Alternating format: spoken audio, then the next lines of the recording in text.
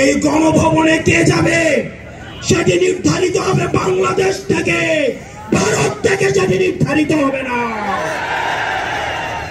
এই সংসদে কে যাবে সেটি নির্ধারণ করবে বাংলাদেশের খেটে খাওয়া জনতা। বিদেশের সাথে আমাদের বন্ধুত্বপূর্ণ সম্পর্ক থাকবে, কিন্তু কোনো প্রেসক্রিপশনের সম্পর্ক থাকবে না। আমরা আপনাদের কাছে কমিটমেন্ট দিচ্ছি, আমরা প্রতিজ্ঞা করছি।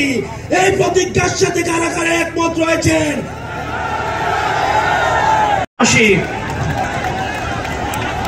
আপনারা জানেন আমরা দীর্ঘ 1.5 দশকের আওয়ামী জাহিলিয়াতের শাসনের পরে আজকে আমরা মুক্ত বাংলাদেশে যেই সংসদ ভবনকে আমরা ফ্যাসিবাদ মুক্ত করেছি, সেই সংসদ ভবনের সামনে আমরা গণতান্ত্রিক প্রক্রিয়ায় সেই সংসদ ভবনে যাওয়ার জন্য আজকে আমরা মানিক মিয়া এভিনিউতে এসে দাঁড়িয়েছি।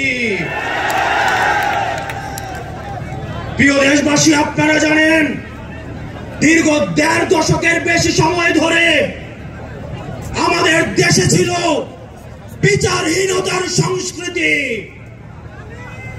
লগি বৈঠা থেকে শুরু করে 2009 সালে আমাদের দেশের যারা ডিফেন্স অফ ফার্স্ট লাইন বিডিআরদেরকে আপনারা দেখেছেন কিভাবে ভারতীয় আগ্রাসনের মধ্য দিয়ে হত্যা করা হয়েছে। প্রিয় দেশবাসী, আপনারা দেখেছেন এই স্পষ্ট বিডিআর হত্যাকাণ্ডকে বিডিআর বিদ্রোহ হিসাবে চালানো হয়েছে।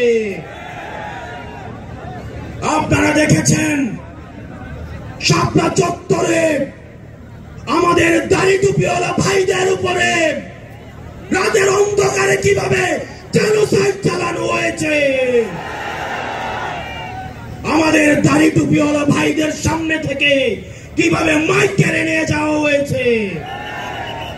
প্রিয় দেশবাসী, আপনারা দেখেছেন বাংলাদেশে কিভাবে রাতের ভোট, কিভাবে দিনের ভোট রাতে চালু করার সংস্কৃতি চালু হয়েছে, ডামি ইলেকশন চালু করা হয়েছে।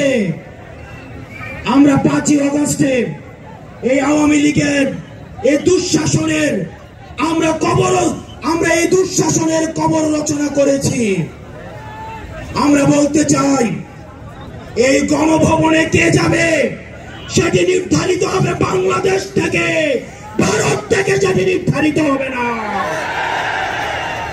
আমরা স্পষ্ট করে বলতে চাই এই সংসদে কে যাবে সেটি নির্ধারণ করবে বাংলাদেশের খেটে খাওয়া জনতা। এই সংসদের মসনদে কে বসবে সেটি নির্ধারণ করবে এই ভূখণ্ডের মধ্যে যারা রয়েছে সেই ভূখণ্ডের মানুষ। আমরা দীর্ঘ 1.5 দশকের বেশি সময় ধরে আমরা একটা জাতি গড়ে তুলতে পারি নাই। বিভাজনের রাজনীতি আমাদের মধ্যে ইচ্ছাকৃতভাবে জিয়ে রাখা হয়েছে। আমরা স্টেট ডেভেলপ করতে পারি নাই, আমরা নেশন ডেভেলপ করতে পারি নাই। আমাদের প্রতিষ্ঠানগুলো ভেঙে গিয়েছে, আমরা সুশাসন নিশ্চিত করতে পারি নাই, আমরা ফাংশনাল ব্যুরোক্রেসি নিশ্চিত করতে পারি নাই, আমরা স্বাধীন পুলিশ নিশ্চিত করতে পারি নাই, স্বাধীন বিচার বিভাগ নিশ্চিত করতে পারি নাই। আমরা স্বাধীনতার এত বছর পরেও আমাদের তরুণ প্রজন্ম, আমাদের একটা ইনস্টিটিউশন আমরা প্রপারলি ফাংশন করতে দেখি নাই। আমরা আপনাদের কাছে কমিটমেন্ট দিতে চাই, এই তরুণ প্রজন্ম আমরা ইনস্টিটিউশন গুলাকে প্রপারলি ফাংশনাল করব।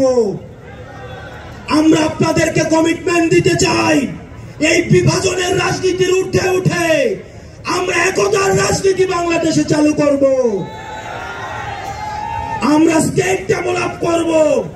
আমরা এই ভূখণ্ডের অধিকার আমরা আদায় করতে পারি নাই। আমাদেরকে মাথায় রাখতে হবে বিদেশের সাথে আমাদের বন্ধুত্বপূর্ণ সম্পর্ক থাকবে, কিন্তু কোনো প্রেসক্রিপশনের সম্পর্ক থাকবে না। আমরা স্পষ্ট ভাষায় বলতে চাই, আমাদের যখন একটা ছেলে রাস্তা শিখে গিয়েছে আমাদেরকে কেউ রক্ত দেওয়া থেকে দমায় রাখতে পারবে না। সুতরাং আমরা স্পষ্ট ভাষায় বলতে চাই, আমাদের প্রবীণ রাজনীতিবিদ যারা রয়েছে তাদের অভিজ্ঞতা এবং তরুণদের তেজদীপ্ত এবং অকুত ভয় যে নেচার রয়েছে সেটার মিথস্ক্রিয়ায় আমরা পরবর্তী বাংলাদেশ বিনির্মাণ করব। আমরা যতদিন না পর্যন্ত আমরা নিশ্চিত করতে চাই এদেশ থেকে পরিবারতন্ত্র, এদেশ থেকে কবরস্থ হয়েছে, এদেশে কামারের ছেলে প্রধানমন্ত্রী হবে, কুমারের ছেলে প্রধানমন্ত্রী হবে, এদেশে যোগ্যতার ভিত্তিতে এদেশে নেতৃত্ব উঠে আসবে। আমরা স্পষ্ট করতে চাই, আমরা একটা সুন্দর বাংলাদেশ গড়তে চাই, যে বাংলাদেশে আমাদের মধ্যে কোনো ধরনের ভেদাভেদ থাকবে না, আমাদের রাজনৈতিক পরামর্শ সহিষ্ণুতা থাকবে, মত প্রকাশের স্বাধীনতা থাকবে, আমাদের দ্বিমত প্রকাশের স্বাধীনতা থাকবে। আমরা একটা সমৃদ্ধ বাংলাদেশ গঠন করার জন্য আমরা আপনাদের কাছে কমিটমেন্ট দিচ্ছি, আমরা প্রতিজ্ঞা করছি। এই প্রতিজ্ঞার সাথে কারা কারা একমত রয়েছেন? ও ইনকিলাব জিন্দাবাদ, ইনকিলাব জিন্দাবাদ, ইনকিলাব জিন্দাবাদ, ইনকিলাব জিন্দাবাদ। আপনাদের সাথে দেখা হবে আমাদের তরুণদের স্বপ্নের বাংলাদেশে।